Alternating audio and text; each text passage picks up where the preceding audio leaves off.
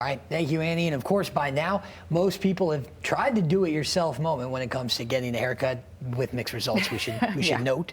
But for pets, we know it's not that easy. It goes much deeper than that. Derek Francis joining us live from home to explain. Derek?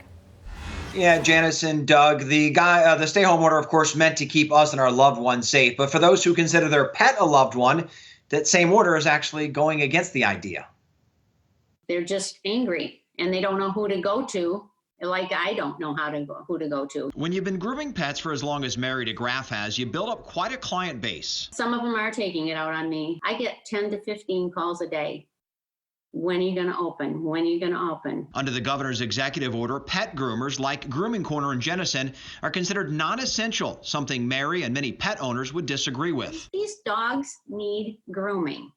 They need it. So initially, maybe it's not. Maybe it is more aesthetics, cosmetics, but I think as we're getting to this point, I think we're seeing that it's becoming more essential. Dr. Ryan Carpenter, like other veterinarians, is able to help to an extent, but only if he's addressing another more pressing need, and even that he calls vague. I think it's pulling hairs if we're arguing whether them coming in for routine care, which we're allowed to do, and then we can't trim their nails. That doesn't, in my mind, that doesn't make a whole lot of sense. So I think it is a gray zone. And he says the lack of grooming is now directly causing many of those pressing needs. Owners want to come in, their dogs are starting to scoot or their nails are getting long and they're having trouble walking. I had a dog that had really bad ears, and so we had to take care of the ears, probably all because it had not been groomed. Mary's customers are describing their pets as full of anxiety. People are saying to me, I won't tell anybody. Mary had already limited customers to one inside at a time before being forced to close her doors more than 7 weeks ago,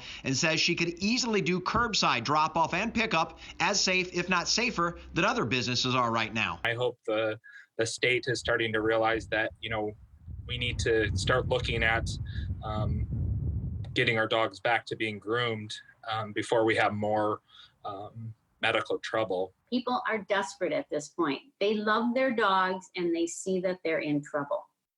They don't want to see their dogs hurting like this. Yeah, Mary and Dr. Carpenter have both seen firsthand what happens, guys, when the non-trained pet owner tries to cut hair or nails. It certainly bleeds a whole lot. And most of us don't even dare on the other issues like cleaning out the ears properly or the anal glands. Dr. Carpenter also made a good point here, guys. He said that groomers are actually a first line of defense when it comes to maybe finding an issue with your dog, almost like we would go to our regular doctor for a routine checkup. Now, we have reached out to the governor's office a couple of times on this issue last week and again today, but still have not heard back. We're live in Jenison. Derek Francis, Fox 17 News.